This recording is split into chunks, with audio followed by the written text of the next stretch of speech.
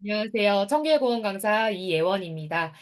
중간고사 이제 끝이 났죠. 단대부고 1학년 첫 시험이 어떠했는지 제가 총평을 공유해 드리고요. 그리고 이번에 저희 반 성과가 좋거든요. 그래서 성과 공유해 드리고 마지막으로 다가오는 기말고사 반을 제가 어떠한 각오로 준비를 하고 있는지 그리고 시간표까지 말씀을 드리고 영상 마치도록 하겠습니다.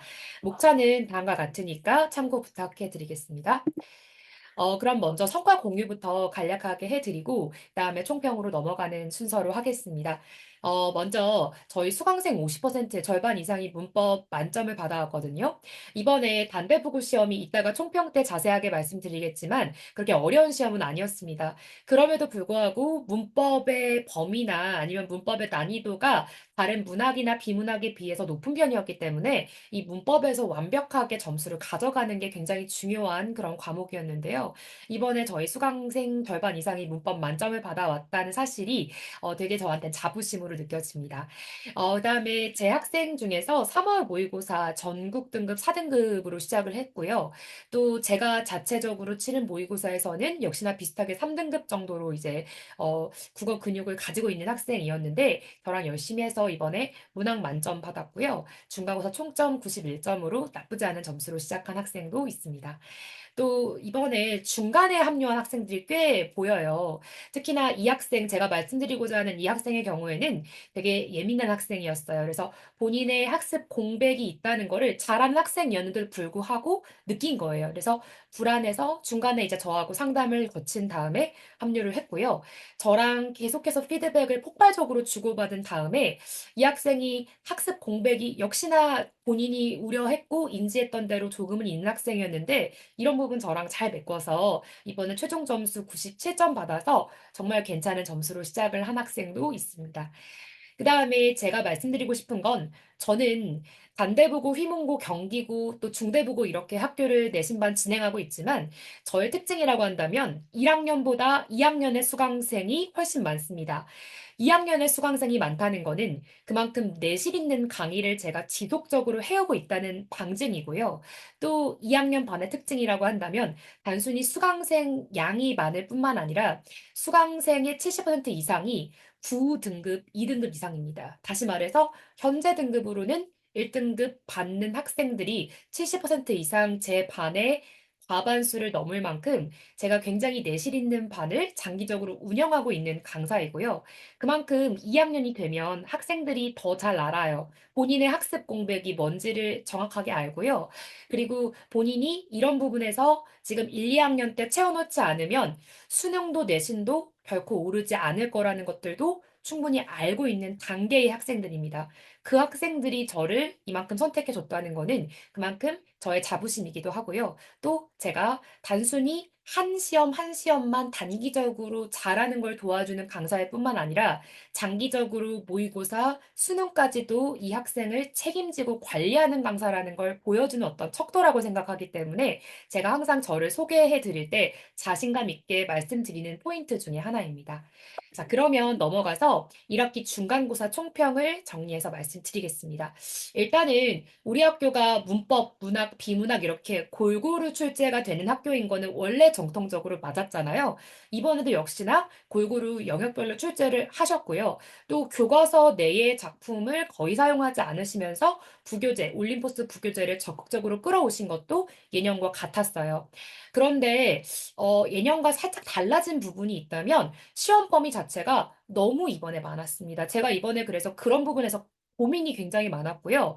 학생들도 여기에 대해서 불안감이 많았어요. 그래서 중간에 옮기는 학생들도 많았던 것 같거든요. 일단 영역별로 제가 이렇게 특이사항을 말씀을 먼저 드리고자 합니다. 먼저 문법입니다. 문법이 원래 우리 단대부고가 시험 범위가 많고요. 또 우리 1학년 문법 내용뿐만 아니라 전체 3학년 업무 내용까지도 전부 다 커버해주는 학교라서 이런 점에서 장점이 있는 학교라고 제가 원래도 생각하고 있는 학교였는데요. 이번에 좀 특이하다 싶었던 건 첫 번째 시험에 시험 범위로 들어가기에는 어려운 내용이 이번에 첫 번째 시험으로 들어갔어요. 그 내용이라고 하면 품사랑 문장 성분을 같이 이번에 시험 범위에 넣으셨어요. 보통은 다른 학교들 같은 경우에는 의문부터 그냥 기본적으로 시작을 하면서 조금 의문에서 난이도가 그렇게 높을 수는 없거든요. 그래서 좀 이렇게 가볍게 시작하는 게 보통의 첫 번째 시험이라면 우리 단대 같은 경우에는 중학교 때 탄탄하게 쌓아 올려야 했을 품사랑 그다음에 고등학교 3학년 내용인 문장 성분을 같이 결합을 해서 문제가 나올 거라고 예상을 했고요. 역시나 그런 부분에 있어서 우리 전체 시험 중에서 그나마 난이도가 좀 어려웠던 원래가 학생들이 어려워하는 영역이 품사랑 문장 성분입니다. 그래서 특히나 이 두 가지가 같이 들어가 있어서 이 부분에서 저도 바짝 긴장을 하고 아이들 대비를 단단하게 시켜서 보냈고요. 그 다음에 이제 문학이라고 한다면 이번에 문학이 너무 시험 범위가 많았습니다. 특히나 영역별로 뭐 예를 들면 수필이면 수필, 서사, 서정, 뭐 극, 전부 다 한두 작품씩 다 들어갔고요. 그 작품 하나하나가 다 중요한 주요 작품들 있죠. 예를 들면 윤동주의 별 해는 밤이라든지 백석의 뭐 흰 바람벽이 있어라든지 이거 하나하나가 고등학교 2학년 교과서에 실려 있을 만큼 상당히 심도 있고 어려운 내용의 그런 작품들이 그냥 포진해 있었어요. 쉽게 말씀해드리면 단대부고 2학년 시험 범위보다 단대부고 1학년 시험 범위가 많았고요. 또 저도 지금 다른 수많은 학교들의 내신도 담당하고 있고 또 다른 학교 내신 담당하고 있는 강사님들하고도 같이 소통해 보면 이번에 우리 단대부고 1학년이 압도적으로 시험 범위 자체가 많은 학교였습니다. 그만큼 아이들 이런 시험 긴장도라든지 아니면 시험 준비 난이도라고 하죠. 이런 부분에 있어서는 상당히 높았던 학교였어요. 그래서 이런 방대한 시험 범위 안에서 특히나 근데 또 그만큼 어려웠냐라고 하면 허무하게도 어렵지가 않았어요. 시험 범위는 방대했는데 딱 그냥 출제된 시험의 스타일만 보면 요점만 쏙쏙 출제된 그런 난이도 낮은 문제가 대다수였습니다. 그래서 이거는 시험 범위, 시험 시간 안에 주어진 시험 시간 안에 이 작품에서 나올 수밖에 없는 그런 요점을 정확하게 정리해주는 그런 효율적인 시험 대비가 필요한 그런 과목이 아니었나라고 생각이 듭니다. 그다음에 이제 특히나 이번 문학이 그렇게 어렵지 않았던 이유가 아예 외부 작품 있죠. 우리가 시험장 안에서 처음 보는 작품 있죠. 그런 작품 나오지 않았고요. 또 보기의 힘이 센 문제라고 저는 아이들한테 학부모님들께 말씀을 드리곤 하는데 이 중간에 우리가 시험장 안에서의 독해력을 측정하는 문제가 있어요. 그게 바로 보기형 문제인데 그런 보기형 문제가 출제되지 않았습니다. 그래서 전반적으로 문학의 경우에는 작품량은 많고 학습 부담은 굉장히 컸지만 이 요점을 정확하게 알고 있고 개념어를 잘 정리해 놓은 학생이라면 그렇게 어렵지 않았던 문제가 아주 대다수였습니다. 그러나 특이사항이 있다면 5번이랑 시험지 가지고 계신 분들은 같이 보시면서 제 설명을 들으셔도 괜찮을 것 같습니다. 5번이랑 17번 같은 경우에는 그나마 약간의 변별력이 있던 문제였는데요. 제가 5번, 17번이 왜 그나마 난이도가 있다라고 여겨지냐면 발췌력이 중요한 문제였습니다. 발췌력이 중요하다고 한다면 이렇게 선지 안에서 중간에 우리 지문에 들어있는 요 시어라든지 아니면 단어라든지 이런 것들을 큰 따옴표 안에 넣어놓은 문제를 얘기를 하는데요. 그럴 때 이제 단순히 선지의 내용만 쭉 읽어서는 문제가 풀리는 게 아니라 정확하게 발췌가 된 부분의 맥락까지도 같이 가져와야지 문제를 풀 수 있는 문제가 5번이랑 17번 문제였는데 만약에 우리 아이가 5번 혹은 17번 중에서 한 문제 틀려왔다면 아직은 우리 아이가 이 시험에서 선지만 그냥 꼼꼼하게 보는 것만 연습을 했지 전체 지문과 선지의 상관관계, 즉 이 대전제랑 소전제, 이 맥락을 고려하는 이런 시험 스킬은 아직 연습이 필요하구나, 이렇게 생각해 주시면 좋을 것 같습니다. 그 마지막으로 비문학인데요. 비문학도 이번에 작품, 이렇게 시험 범위가 좀 늘어났다가 줄어들었다가 했어요. 그래서 혼란이 좀 있긴 했는데, 어쨌든 비문학 내지문이 올림포스 중에서 들어가 있었고요. 또 우리 교과서에서 토론 작품이 이번에 교과서 안에 들어있는 작품이 마찬가지로 시험 범위 안에 들어가 있어서 크게 보면 한 5지문 정도가 비문학으로 들어가 있었다라고 생각하시면 되고요. 또 그 안에서 3지문 정도가 출제가 골고루 됐습니다. 그런데 애초에 이 비문학 지문 자체의 난이도가 높지 않은 편이었거든요. 이게 보통 뭐 평가원 모의고사라든지 아니면 교육청 모의고사에 출제됐던 지문을 가져오는 경우도 있는데 다행히 우리 학교는 그런 지문이 아니라 올림포스 자체 지문이었어서 그 부분에서 지문 자체가 그렇게 난이도가 높지 않았기 때문에 문제 역시 거기에 맞춰서 그렇게 어렵지 않은 문제가 대다수로 출제가 됐습니다. 특이한 사항이 있다면 일단은 우리 비문학에서 서답형 문학이 두 문항 출제가 됐다는 게 특기할 만한 사항이었는데요. 이 비문학을 공부를 아무리 꼼꼼히 해도 막상 그게 서답형으로 나오는 순간 아이들이 벙찔 수가 있어요. 그래서 이런 부분들을 충분히 변형 문제라든지 아니면 제가 직접 제작한 제작 문제로 대비를 시킨 다음에 들여보냈기 때문에 제 수강생의 90% 이상이 서답형 문학을 전체 다 100점을 맞아 왔거든요. 그만큼 비문학에 있어서도 이 작품이 아니라 지문 전반을 좀 자기가 구조적으로 정복을 했다라는 생각을 가진 다음에 시험장에 들어갔어야지 이 시험장의 기세에 눌리지 않고 자기가 서답형까지도 완벽하게 써낼 수 있었던 그런 시험이었다고 생각을 합니다. 그러면 넘어가서요. 우리 1학기 중간고사를 관통하는 핵심 질문이 무엇이었을까를 생각을 해보면서 이 전반적인 학습의 어떤 방향을 점검해보는 시간을 한번 가져보겠습니다. 제가 이렇게 관통한 핵심 질문을 학부모님들께 보여드리는 이유는 이렇게 예를 들어서 이 질문에 우리 아이가 제대로 답변을 했다면 이 영역만큼은 완벽하게 공부를 했다라고 보셔도 무방하다고 생각하는 그런 질문들이기 때문입니다.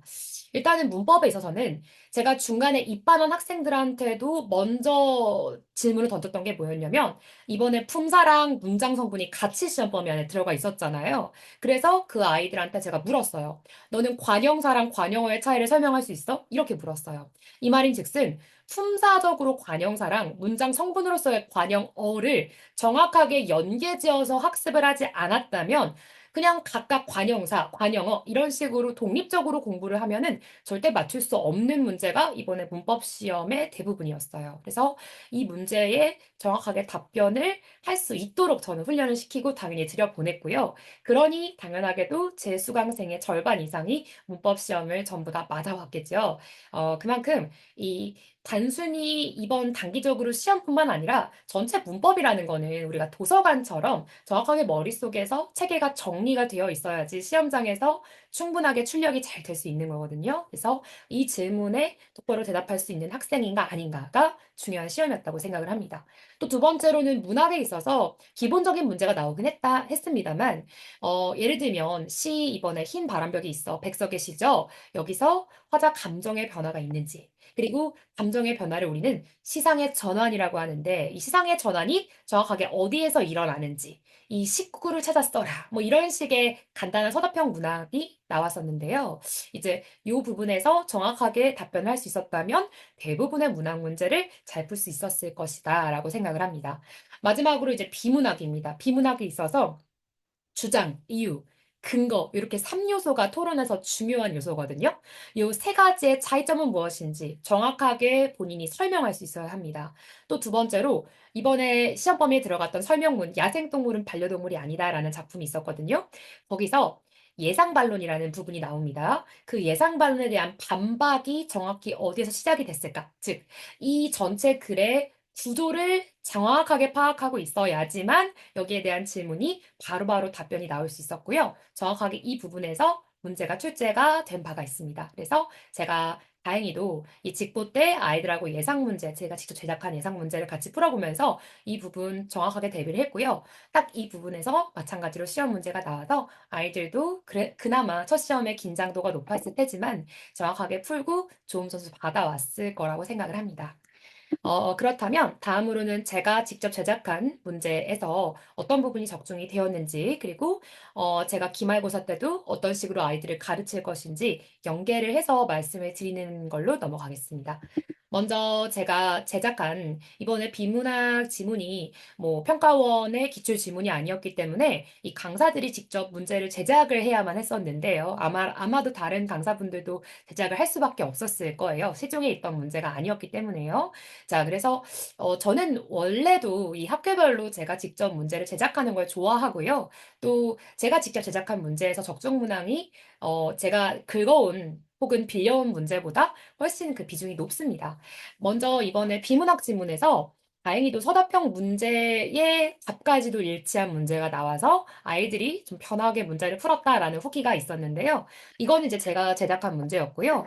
이게 이제 이번에 올림포스 지문에 나왔던 저희 시험 범위였습니다. 근데 거기서 제가 직접 제작한 문제의 이제 서술 방향은 이렇고 답변 제가 제작한 답지입니다. 거기서 이제 꼭 들어가야 했었던 키워드가 뭐였냐면 대안적 이미지 제시랑 상황적 해석 유도 이렇게 두 가지 키워드가 꼭 들어가야 했다라고 아이들하고 같이 공부를 했었고요. 정확히 이 두 가지 키워드가 이번에 서답형 문제의 키워드 답변으로 등장을 했어서 아이들이 시간 지체 없이 잘 풀고 왔다고 전해줬습니다. 또 이번에 워낙에 문학이 쉽게 나와서요. 문제가 뭐 적중이라고 한다면 뭐 모든 강사나 모든 문제가 다 적중이라고 할 만큼 너무 기본적인 문제들이 대다수였는데요. 그래서 이제 문제를 보여드리는 것보다 더 중요한 거는 제가 직보 때 혹은 아이들 가르칠 때 어떤 자료를 어떤 식으로 가르치는지가 궁금하실 거잖아요. 그래서 그런 부분을 보여드리는 게 오히려 좀 더 나을 거라고 생각을 했습니다. 이거는 일단은 제가 직보 때 아이들에게 컬러로 나눠둔 자료의 일부이고요.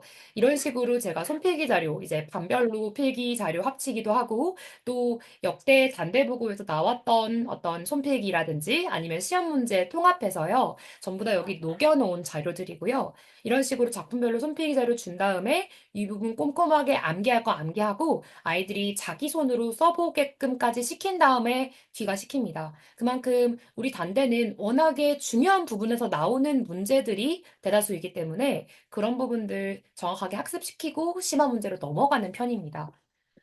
그다음에 이런 부분들도 이제 올림포스에 이번에 들어가는 지문들이 상당히 많았다고 했잖아요. 그래서 올림포스 지문 이 위에다가 손필기를 해주는 걸 아이들이 가장 안정감 있게 받아들이더라고요. 그래서 이 위에도 제가 이제 중요한 것들 컬러별로 표시를 해서 아이들에게 나눠줬었고요. 이런 부분에서 정확하게 문제가 다 출제가 됐어서 사실 이거는 뭐 제가 대단하게 뭐 필기를 꼼꼼하게 했다 뭐 그것도 있겠지만 학교에서 워낙에 수업 시간에 강조한 부분들, 그리고, 이제 국어학적으로 중요할 수밖에 없는 문제를 내고 있는 학교이기 때문에 이런 부분은 뭐 당연하다고 저는 뭐 생각을 하고 있습니다. 그 다음에 이제, 문법입니다. 이번에 문법이 품사랑 문장 성분, 이거 두 가지가 무조건 연계돼서 나올 수밖에 없는 시험이었기 때문에 아이들 철저하게 학습시키는 걸 목표로 했고요. 또 중간에 입반한 학생들도 꽤 많았기 때문에 이 학생들 제가 개인 보강 해서까지 끌고 갔던 게 문법이었습니다. 이번에 문법에서 특히나 저는 제가 직접 문법 같은 경우에는 모든 자료를 직전에까지 다 제작을 하고 이제 배포를 하는데요. 절대로 뭐 시중에 있는 그런 자료 같은 것들은 좋은 것들도 꽤 많으나 결국에 제가 수업을 하는 거기 때문에 제 수업에 통합적으로 이게 잘 녹아들려면 결국 제 손을 거쳐야 된다고 저는 생각을 합니다. 그래서 매년 매년 학교의 수업 방향에 맞춰서 제가 교재를 제작을 당연하게도 하고 있는데요. 이제 직보자료 같은 경우에는 아이들이 그래서 선생님 품사 어떻게 문제를 풀면 돼요. 이런 식으로 이제 특히나 이과형 학생들이 그래서 어떻게 하는데요. 이렇게 물어보는 학생들도 꽤 많아요. 그래서 저는 항상 그런 부분을 좀 브레이크 다운을 해서 쪼개가지고 아이들한테 이제 전수를 해주는 걸 좋아하거든요. 그래서 정확하게 예를 들면 서술어 자릿수 문제는 어떤 식으로 풀어라. 품사 문제는 이런 문제가 있을 때는 이렇게 풀지만 그게 안 먹힐 경우에는 이런 식으로 풀어라. 즉, 이 시험 운영 능력 자체를 좀 제가 길러주는 거를 목표로 또 하고 있거든요. 이 시험장 안에서 아무리 공부를 꼼꼼하게 한 학생도 당황을 몇 번 할 수밖에 없어요. 당황을 했을 때 어떤 식으로 대처를 하고 시간 분배를 어떤 식으로 하는지까지도 이미지 트레이닝이 정확하게 되어 있어야 출력이 잘 완성될 수 있다고 생각을 합니다. 그래서 제가 일단은 이런 방식대로 풀되 만약에 이 방식이 먹히지 않는다면 두 번째, 이런 방식을 한번 시도해보자. 그래도 안 된다면 마지막이다. 이걸 한번 시도해봐. 안 풀릴 수가 없다. 이런 식으로 정확하게 가이드라인을 내려주면요. 특히나 남자아이들은 안정감을 많이 느껴요. 그리고 이게 처음부터 적용이 잘 안 될 수도 있겠지만 한번 자기가 시험장 안에서 당황을 했는데, 내가 이렇게 했더니 안 보이던, 내가 특정 단어에만 너무 고집을 해서 뜻이 안 느껴지던 그런 선지가 갑자기 의미가 확 다가오는 경험을 한 번이라도 하잖아요. 그러면 그때부터 이 국어 능력치가 상당히 좋아지는 경험을 합니다. 그래서 저랑 이런 엄청 디테일한 부분이잖아요. 이런 부분들이요. 이런 부분들을 훈련을 하고 또 시험장에서 깨져도 보고 또 올라도 보고 하면서 국어 근육 자체가 진짜 좋아지는 학생들이 많습니다. 그러니까 2학년의 수강률이 훨씬 더 높고요. 또 제 등록률도 90% 이상. 대치동에서는 정말 있을 수 없는 그런 높은 등록률이라고 저는 생각을 하는데요. 또 그런 부분을 제가 지킬 수 있지 않나라고 생각을 또 하고 있습니다. 그렇다면 내신 대비반 제가 강조점 5가지로 한번 정리를 해봤는데요. 물론 앞쪽에서 학부모님들께 이번 시험 경향이라든지 이런 부분 말씀을 드리면서 충분히 말씀을 드렸다라고 생각을 하지만 그럼에도 제가 꼭 강조를 하고 싶은 강조점이 있습니다. 일단 첫 번째가 제가 학생 수가 그렇게 막 이제는 적지는 않지만 타협하지 않는 부분이 있습니다. 그건 바로 제가 직접 운영하는 클리닉입니다. 이게 제가 따로 클리닉 요일을 정해가지고 따로 출근을 해서 이 클리닉지를 학생별로, 학교별로 아니면 뭐 능력별로 이렇게 클리닉지를 다 각각 만드는 게 오히려 수업을 운영하는 것보다 품이 훨씬 더 많이 들어요. 사실은 저도 조교를 데리고 있습니다. 근데 이 조교가 절대로 대처할 수 없는 부분이 있다면 국어에서는 적어도 Q&A입니다. 클리닉에서의 Q&A예요. 문제를 뭐 감시하고 아니면 오답 노트를 뭐 검토하고 이런 부분들은 조교가 충분히 해줄 수 있지만 결국 수업은 강사랑 하는 거고요. 결국 국어는요. 강사의 언어를 따라가면서 이 언어의 폭이 넓어지는 경험을 해야지 성적이 오릅니다. 그 말인즉슨 이 질의응답을 정말 폭발적으로 많이 해야 되는 과목이 국어 과목이에요. 근데 수업은 강사가 하고 클리닉에서 질의응답은 따로 조교가 한다? 이거는 저의 어떤 철학에 있어서 있을 수 없는 일입니다. 그래서 제가 클리닉 운영에 있어서 훨씬 더 품을 많이 들임에도 불구하고 놓치지 않는 부분은 힘들더라도 클리닉은 제가 직접 운영한다는 겁니다. 물론 조교의 도움이 필요한 부분은 조교의 도움을 받고 있지만 본질은 저는 바뀌지 않을 거라고 생각을 합니다. 그래서 이런 부분은 저는 절대 차압하지 않고 제가 직접 운영하는 클리닉에 자부심 갖고 또 진행을 하고 있고요. 두 번째는 제가 자료 넘치게 주는 거를 굉장히 싫어합니다. 뭐 자료 예를 들면 한 주에 뭐 300문제씩, 200문제씩 풀어라. 이거는요, 학생들이 이거 재미없어 해요. 자기가 풀다가 문제가 돌고 돌고 도는 거를 경험하는 순간 이거 다 안 풀어도 되겠네? 이거 꼼꼼하게 오답 안 해도 되겠네? 이런 생각하면서 오는 학생들 상당히 많아요. 물론 그 많은 과제를 다소화한 학생도 있죠. 그러면 추가 과제를 주면 될 일이지 처음부터 질리도록 200문제씩 주고 이런 경우는 저는 없어야 된다고 생각을 합니다. 그래서 저는 직보 때까지도요. 자료 넘치지 않게 주고요. 오히려 학생들이 선생님 문제 더 주세요 하면은 그때 줘요. 그래야 문제 소중한 걸 알고요. 그래야 문제 보는 눈이 생겨요. 한 문제 한 문제 소중하게 다룰 줄 알아야 국어는 오릅니다. 단순히 양치기를 한다고 해서 문제를 보는 눈이 좋아진다고 생각하지 않습니다. 세 번째는요. 저는 개념 학습도 중요하지만요. 결국 우리가 시험 잘 보려고 공부하는 거잖아요. 시험 운영 능력도 정말 중요하다고 생각을 합니다. 시험 운영 능력이라고 한다면 문제에서 국어는요. 막히는 경험이 무조건 한 번 이상은 있을 수밖에 없다고 했지요. 그때 어떻게 대처하는지 자기만의 무기가 있어야 돼요. 그냥 어리버리 별표 치고 넘어가서 아니면 별표를 쳤음에도 불구하고 특정 선지에 꽂혀가지고 계속 읽고 또 읽고 이런 습관들 학생마다 다 다릅니다. 이거 정확하게 일량에다 잡아주지 않잖아요? 수능도 오르지 않고요. 반대로 내신 당연히 오르지 않습니다. 이런 부분들 제가 강사로서 정확하게 짚어서 교정이 들어가 줘야지만 전체적인 시험 운영 능력, 시험을 보는 눈이 좋아지고요. 또 문제 보는 눈이 좋아지고요. 성적도 오를 수 있습니다. 그래서 이런 부분들 제가 굉장히 철저하게 특히나 개념 학습 플러스 시험 운영 능력까지 신경을 쓰는 부분입니다. 또 네 번째는요. 단기적인 내신 시험만 준비한다고 생각하지 않습니다. 물론 중요하죠. 단기 목표 중요한데요. 결국 이 학생한테 학습 동기가 부여가 되려면 내가 지금 준비하고 있는 시험이 장기적으로는 내 국어 능력이 있어서 어떻게 연결이 되고 어떻게 도움이 되는지 그 전반적인 맥락을 보여주는 것도 굉장히 중요하다고 생각을 합니다. 그래서 저는 뭐 중간에 모의고사가 있으면 모의고사 시험지 갖고 와 보라고 한 다음에 이 시험지 분석해 주기도 하고요. 또 이 학생이 전체적으로 이 비문학에 있어서 이런 부분이 좀 부족하다 싶으면 거기에 맞춰서 어떻게 학습을 또 시간이 남으면 할 수 있을지 이런 부분들도 봐주고 있거든요. 그러니까 저한테 이제 2학년, 3학년 수강생이 훨씬 더 많겠죠. 그래서 저는요, 단순히 이 내신에 갇힌 어떤 국어, 어떤 학습은 한계가 있을 수밖에 없다고 생각을 합니다. 결국에 이 국어의 문제 자체를 보는 눈이 좋아져야 되는 거고요. 그러면 내신이 오르고 수능도 같이 오르는 거지. 단순히, 내신은 이렇게 좋은데 수능은 왜 같이 안 오르죠? 라는 학생들 잘 들여다보잖아요. 그럼 결국 1학년 때 혹은 2학년 초반 때까지 해야 할 것들을 채우지 못한 학생들이 많습니다. 특히나 저한테 중간에 들어오는 2학년 학생들의 경우에는요, 이 구체제에서 2등급 이상인 학생들이 많거든요. 2등급인데 선생님이 1등급 많이 만든다고 했으니까 1등급 받아보고 싶어요. 해가지고 오는 학생들이 대다수예요. 근데 이 학생들 가만히 보잖아요. 그러면 등급이 나쁘지 않음에도 불구하고 틀리는 경향이 예측이 안 돼요. 강사가 예측이 안 된다는 건 자기는 더더욱 모른다는 거예요. 자기 구멍이 뭔지 모른다는 거예요.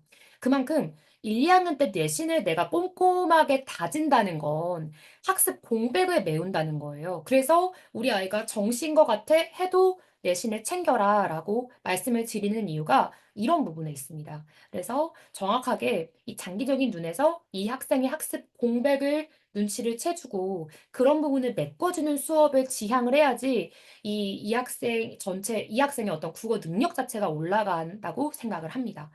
마지막으로 제가 이제 특히나 학부모님들께 감사의 인사를 많이 받는 부분이 학생과 학부모님들한테 꽤 피드백을 정확히 드린다는 점인데요. 학생의 질의응답 제가 뭐 12시, 1시까지 학원 이제 남아가지고 막 이렇게 질의응답 하는 경우 많고요. 이제 문자로 이제 너무 시간이 늦어지면 문자로 하기도 하지만요. 또 그것뿐만 아니라 학부모님들께 매주 매주 문자를 제가 직접 쓰고 있습니다. 이제 시험 성적 입력이나 이런 건 당연히 조교의 힘을 빌리지만요. 이 학생이 정확히 학습의 상황에서 어떤 상황에 놓여 있는지는 수업에서 같이 호흡한 강사밖에 알 수 없는 내용이라고 생각을 해요. 단순히 뭐 숙제 안 해왔다 이런 것들은 조교가 할 수 있겠지요. 근데 이 학생이 정확하게 어머님 예를 들면 선지에 있어서 선지를 읽을 때 특정 단어를 모르는 경우가 있네요. 이런 부분에서 단어장 암기가 좀 필요하겠습니다. 제가 단어장 같이 보낼 테니까 암기 좀 시켜주세요. 예를 들면 이런 피드백은 강사만 할 수 있겠지요. 그래서 이런 부분에 있어서 피드백만큼은 확실한 수업을 지향하고 있다라고 말씀을 드리고 싶습니다. 일단은, 이것은 제가 학생들하고 학부모님들과 어떻게 피드백을 주고받는지 예시를 또 보여드리려고 이제 캡처를 예시문으로 가지고 왔는데요. 이 부분 보이실지 모르겠지만, 이런 식으로 제가 직접 학생들하고의 학습 진행 상황을 학부모님들께 매주 매주 강사가 직접 이제 피드백을 드리고 있다는 점, 그리고 학생들하고 제가 워낙에 친밀도가 높아요. 친밀도가 높다는 건 학습 동기가 좋아진다는 걸 의미를 하거든요. 이런 식으로 국어는요, 결국에 강사의 언어를 닮아갈 때 학습의 실력이 좋아지는 거기 때문에, 최대한 나포 형성을 이렇게 끈끈하게 해놓은 다음에, 시험 기간에 진짜 울면서, 터지면서 정말, 아이들하고 같이 성장을 하는 경험을 몇 번 하잖아요. 그러면 등급은 무조건 오를 수밖에 없습니다. 그런데 그냥 단기적으로, 이 강사의 이 스킬이 좋대. 저 강사한테는 저 스킬이 좋대.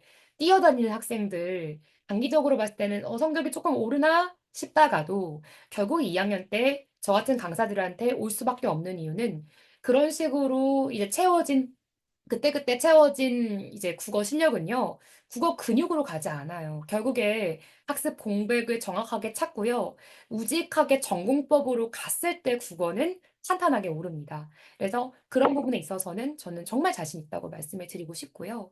이제 마지막으로는 이제 우리 단대부고 1학년 반 기말 내신 대비반 시간표 말씀을 드리면서 마무리하도록 하겠습니다. 먼저 이제 시간은 원래대로 이제 고정을 해서요. 일요일 6시부터 9시까지고요. 제가 직접 운영하는 클리닉은 변동될 수 있습니다만 목요일, 금요일 시간은 뭐 다음과 같습니다. 직접 개인적으로 약속을 잡아야 되고요. 사실은 학생들이 이 시간에 자발적으로 옵니다. 본인들이 이제 알아요. 이 클리닉이 나한테 도움이 되는 클리닉인지, 시간 때우기 클리닉인지를 압니다. 그래서 다른 학원 클리닉을 안 올지라도 제가 직접 운영하는 클리닉은 자발적으로 오는 만큼 이 학생들의 클리닉 출석률이 상당히 좋습니다. 그래서 클리닉 시간은 제가 만약에 수정이 된다면 당연하게도 말씀을 드릴 것이고요. 개강은 다음과 같고요. 이제 6 플러스 1회로 기획이 되어 있습니다. 네, 그러면 오늘 제가 전달해 드리고 싶은 사항은 다 말씀을 드렸습니다. 이번에 다가오는 기말고사 또 마찬가지로 아이들하고 열심히 호흡하면서 또 실력 쭉쭉 올릴 수 있도록 열심히 노력하겠습니다. 들어주셔서 감사합니다. 고맙습니다.